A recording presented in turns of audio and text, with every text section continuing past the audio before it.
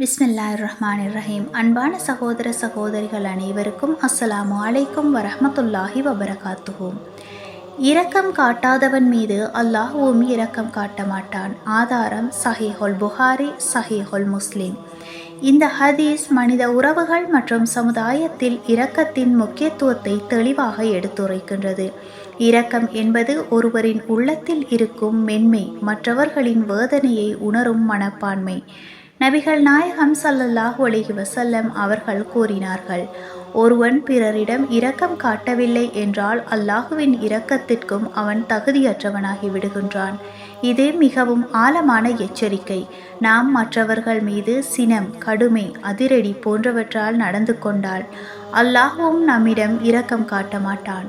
வாழ்க்கையில் பயன்பாடாக சிறுவர்களுக்கு, வயதானோருக்கு, வறியவருக்கு, நோயாளிகளுக்கு, சமூகத்தில் ஒதுக்கப்பட்டவர்களுக்கு இரக்கம் காட்ட வேண்டும்.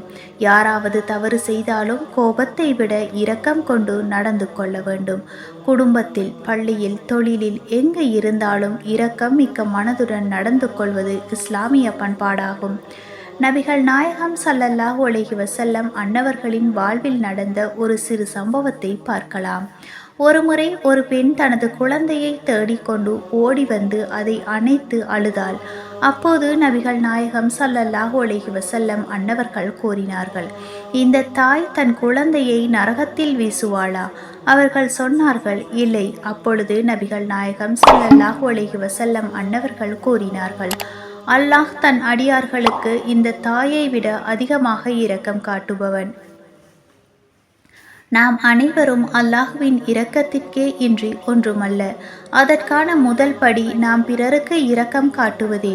இரக்கமான மனம், பரிசுத்தமான இதயம், அமைதியான சமூகம் என அனைத்தும் இதனோடு கூடியவை. இந்த ஹதீஸின் முக்கிய பாடம், நீங்கள் இரக்கம் காட்டுங்கள், அல்லாஹ் உங்கள் மேல் இரக்கம் காட்டுவார். இன்ஷா அல்லாஹ். மீண்டும் இன்னும் ஒரு ஹதீஸ் விளக்கத்துடன் சந்திக்கும் வரை வஸ்ஸலாம்.